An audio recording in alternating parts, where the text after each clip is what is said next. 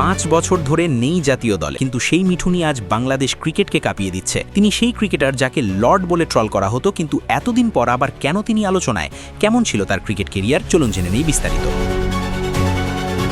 গত 5 বছরে মোহাম্মদ মিঠুন নামটা বাংলাদেশ ক্রিকেটে বারবার আলোচনায় এসেছে, কখনো পারফরমেন্সের কারণে, কখনো ট্রোলের শিকার হয়ে, আবার কখনো ক্রিকেটারদের অধিকার নিয়ে সরব হয়ে। আজ যাকে ঘিরে এত বিতর্ক, তার কেরিয়ারের শুরুটা কিন্তু ছিল বেশ আশাব্যঞ্জক। 2014 সালে শ্রীলঙ্কার বিপক্ষে টি-20 দিয়ে আন্তর্জাতিক ক্রিকেটে অভিষেক হয় মিঠুনের। তবে অভিষেক ম্যাচেই গোল্ডেন ডাক, শুরুটা ছিল হতাশাজনক। একই বছর ভারতের বিপক্ষে ওয়ানডে অভিষেকেও বড় কিছু করতে পারেননি, করেছিলেন মাত্র 26 রান। ঘরোয়া ক্রিকেটে যে সম্ভাবনা নিয়ে তিনি জাতীয় দলে এসেছিলেন, শুরুতেই সেটার প্রতিফলন ঘটাতে ব্যর্থ হন। তখন বাংলাদেশের মিডল অর্ডার ছিল ভয়ঙ্কর শক্তিশালী। সাকিব আল হাসান ও মুশফিকুর রহিম ছিলেন কেরিয়ারের সেরা ফর্মে, নিয়মিত রান করছিলেন মাহমুদুল্লাহ রিয়াদ ও নাসির হোসেন। ফলে জায়গা হারান মিঠুন, ছিটকে পড়েন দল থেকে। 2016 এশিয়া কাপ টি-20তে আবার ডাক পান তিনি।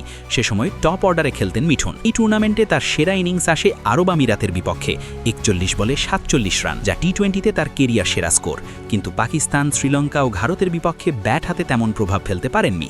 এরপর 2016 টি-20 বিশ্বকাপেও সুযোগ পান। ওমানের বিপক্ষে 22 বলে 26 রান করলেও নেদারল্যান্ডস ও পাকিস্তানের বিপক্ষে ব্যর্থ হন। দুর্বল স্ট্রাইক রেট আর বেশি ডট বল খেলার কারণে দলের উপর চাপ বাড়ছিল। ফলে বিশ্বকাপের পরই টি-20 দল থেকে বাদ পড়েন তিনি। জাতীয় দলে ব্যর্থ হলেও ঘরোয়া ক্রিকেটে নিয়মিত রান করতেন মিঠুন। সেই সুবাদে প্রায় 2 বছর পর 2018 সালে আবার ডাক পান জাতীয় দলে। শ্রীলঙ্কা ও জিম্বাবুয়েকে নিয়ে অনুষ্ঠিত ত্রিদেশীয় সিরিজে খেললেও সেখানেও বড় কিছু করতে পারেননি। তবে একই বছরের এশিয়া কাপে তার ব্যাটে আসে স্বস্তির ঝলক। শ্রীলঙ্কার বিপক্ষে চাপের মুখে খেলেন দুর্দান্ত 63 রানের ইনিংস। পাকিস্তানের বিপক্ষেও বিপদের সময় 60 রান করেন, যদিও ধারাবাহিকতার অভাব তাকে আবার প্রশ্নবিদ্ধ করে। এর মাঝেই টেস্ট অভিষেক।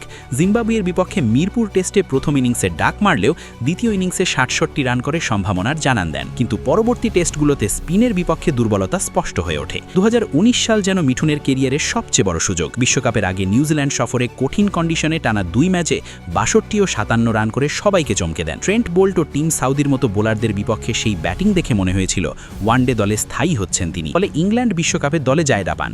দক্ষিণ আফ্রিকার বিপক্ষে 21 বলে 26 রান করে জয়ের অংশ হন, কিন্তু এরপর ধারাবাহিক ব্যর্থতায় একাদশে জায়গা হারান। 2021 সালের নিউজিল্যান্ড সফর ও জিম্বাবুয়ে সিরিজের পর আন্তর্জাতিক ক্রিকেটে কার্যত শেষ হয়ে যায় মিঠুন অধ্যায়। দল তখন তরুণদের দিকে ঝুঁকে পড়ে। ইয়াসির আলী রাব্বি, তাওহিদ হৃদয়ের মতো নতুন নাম উঠে আসে। মুশফিক, সাকিব, রিয়াদ তো ছিলেনই। এভাবেই সম্ভাবনা, প্রত্যাবর্তন আর হতাশার গল্প লিখে আন্তর্জাতিক ক্রিকেট থেকে হারিয়ে যান মোহাম্মদ মিঠুন। কিন্তু মাঠের বাইরে ক্রিকেটারদের অধিকার আর নেতৃত্বের জায়গায় আজ আবার আলোচনায় তিনি ভিন্ন এক ভূমিকায়।